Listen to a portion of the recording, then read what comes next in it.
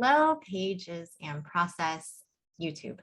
It's been a minute since I've been here. I had to take a step back and I've been recording some things that I had intended to post here and it hasn't happened. And that's okay. For those of you who feel similar to me, when you share, when you make and you share, you make and you share, and at some point you feel flooded, overwhelmed, and then you shut down, this is for you because this is for me. Sometimes we can learn through one another by witnessing each other learn in practice. I may at some point share some of the things I had been recording into this space here on YouTube land with you guys, but I'm not sure yet. And we'll see if this one makes the light of day. I'm also not sure yet. I've been really renegotiating my intentions with Pages and Process, my intentions online cross project wise with self-care for performers, which I am starting a self-care garden for, which I'm so excited. We're going to meet once a month, the second Sundays of the month, 10 a.m. Pacific time, and have somatic practice together, practice being with our bodies, befriending our bodies, speaking from our bodies, writing from our bodies,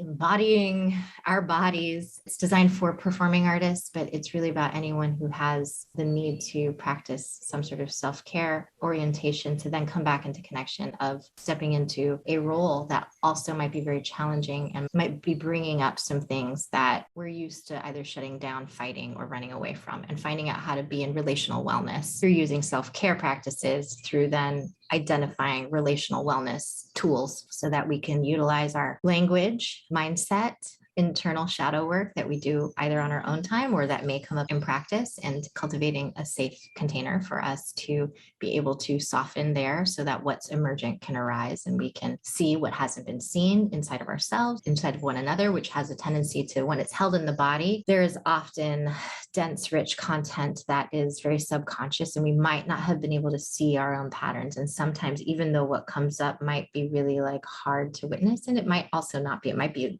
better than we could have imagined and we were afraid of it. But sometimes things that we haven't been able to see, once we can see it, we can either choose to continue to work with it in a way that is maybe more self-supportive, or find a way to meet it and redirect some of the energy that's coming from it in a way that is going to be productive for our life, while still finding ways to be relational with the aspects of ourselves that are coming up, working with our feelings of frustration, feelings of anger, feelings of resentment, feelings of jealousy, all those hard words, right? That sometimes we compartmentalize, press down. Sometimes they need to actually be like, take the lid off of, and whether it comes out into our writing or whether it comes out into a practice that we're stepping into that's more of a spiritual practice, a community practice, an experience of going to a therapist even, and connecting therapeutically that way. We often do need a witness, whether it's a witness in our journaling process by ourselves to share some of that with the world, or to have a kind of creative circle, creative outlet, something that we have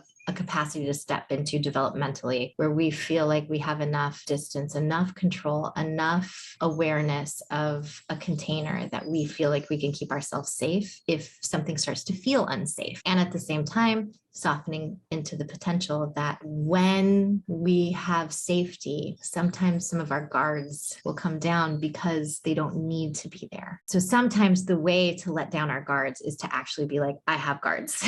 I have a lot of guarding here, and I'm going to honor the fact that I feel like I need to be very guarded here. And so sometimes talking about that guarding is actually what allows us to be like, oh, okay, when I talk about it, I recognize it's here. I tell you why it's here. Then I don't feel so, what is it? Sometimes I feel like there can be a stigma around being guarded. Sometimes we do show up guarded in a way that is counterproductive, but I think sometimes we can be guarded in a way that is very productive and is actually helps build resilience in ourselves and our sense of continuing to show up in connection and community. Sometimes our guarding is the actual way we need to meet the world for a while. I thought I was going to read my pages here today with you, but I actually think I'm going to not, because each place I share, I've taken a long break from YouTube sharing here, but this has its own like nuclear experience versus in my Patreon, where I have right now, there's 3 of us and it's a very intimate setting. And I'm learning how to experience a combination of it being just 3 of us and wanting to hold space around the experience to to build and grow into a wider community, and finding ways where the three of us can be co-creative while also leaving space for more others, you maybe, to feel invited in, to feel like you can come in and practice sharing some of yourself. Yet I feel like the different platforms, whether that's YouTube or whether that's Instagram, take a different kind of relational dynamic from me based on my experiences that I've had in these different online forums. I want to create a space where you guys can flourish, and I also need to be able to feel like I'm a part of flourishing within the environment I'm creating. So this is an invitation for me to you. If you are an artist, if you are a creator, and we all are in our own lives, we want to be able to create and foster ecosystems of our lives that feel like they are inclusive of our own experience, and finding ways to access that where we feel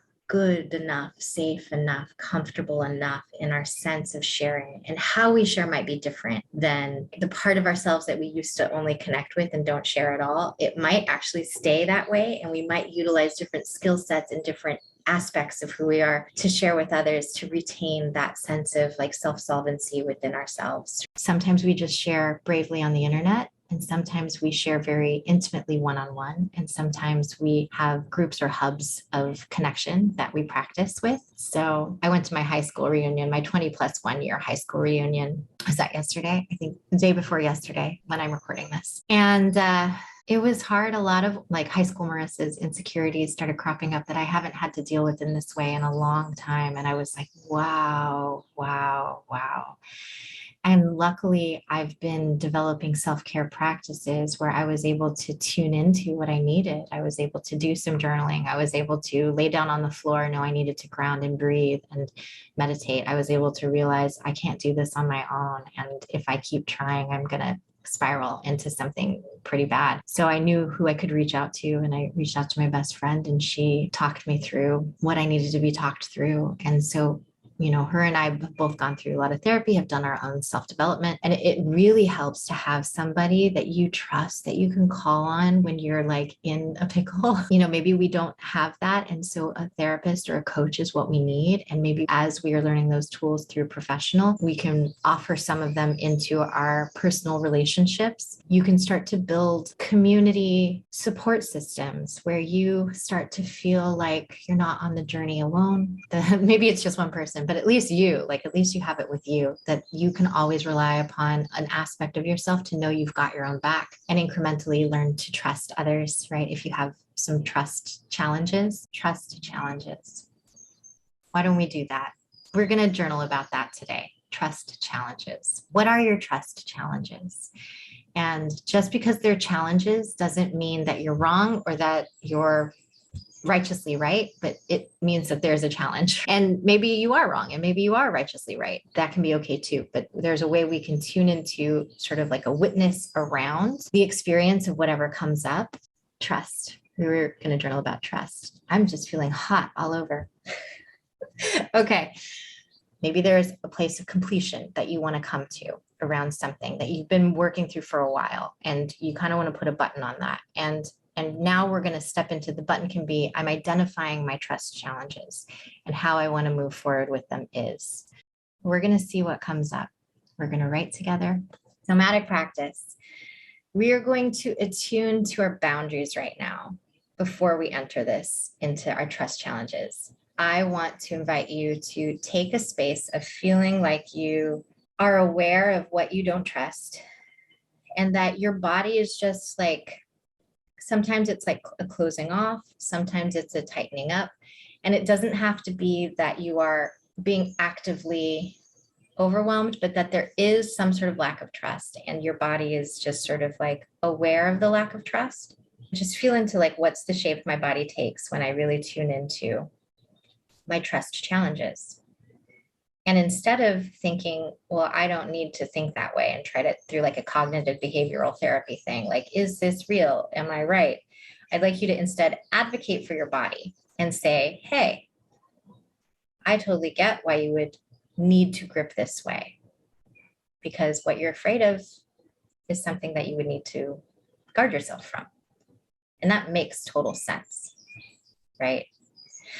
And sometimes you might find when you start to help your body make sense of itself and understand that it's on your side, it will start to trust you more. And maybe I just felt my heart soften underneath. I'm still protective, but my heart went, oh, I can trust you a little bit more.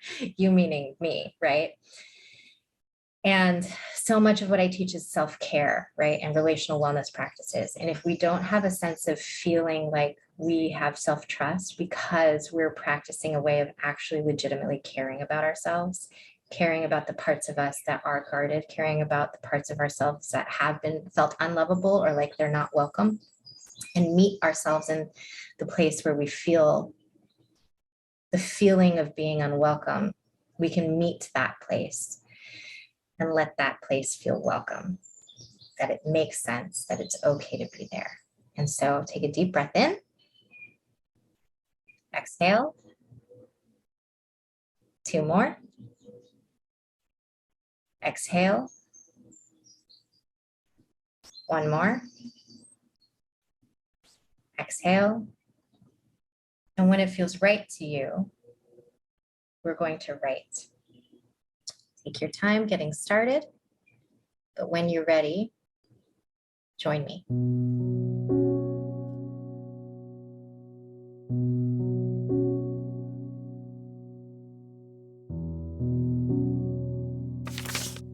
Okay, we did it. Take a deep breath in. Exhale. Again, deep breath in. Exhale. Know that you've got your own back, that you've got this. You've got yourself. And if you don't feel that you do, then the place of you that doesn't feel like you do, there's a part of you that you've got yourself there. Yeah. And just feeling a sense of containment, a sense of organization around your potential trust challenges and the chaos, the internalized dysregulation that might come up from there, and feeling like there's something around you, around that experience and deep inside of it, both, that can feel held, that can feel nourished, it can feel welcome.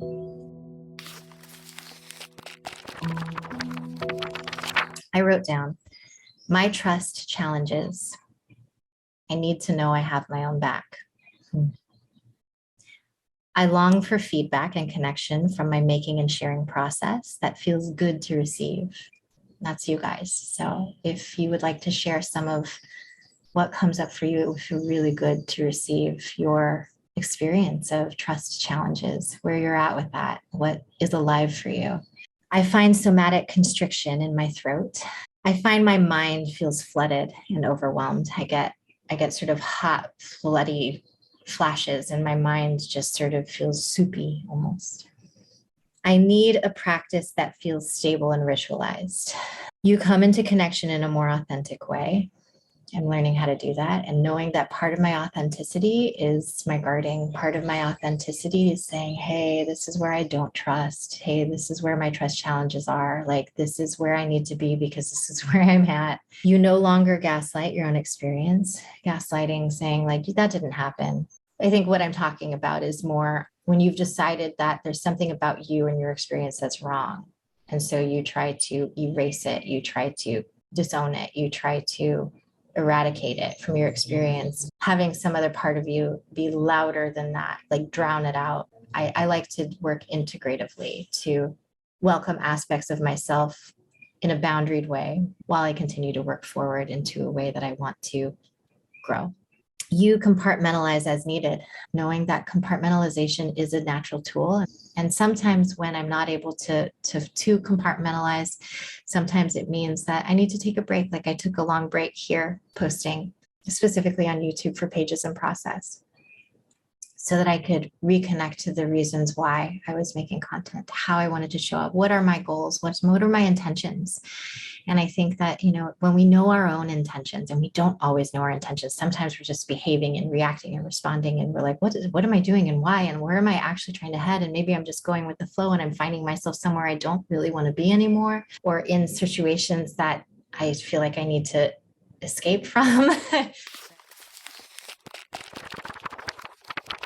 If you're here still, then you're probably someone who is finding benefit from introspection and connecting deeply to yourself and wanting to find belonging in your community. And so if that's you, I love you so much. And the work you're doing is so needed out in the world. And there is so much waiting for us as we continue to strengthen our boundaries and we continue to move forward into the progressive lives that we want to live, with more safety, resiliency, and stability in ourselves, in our communities. And I love you. I love you.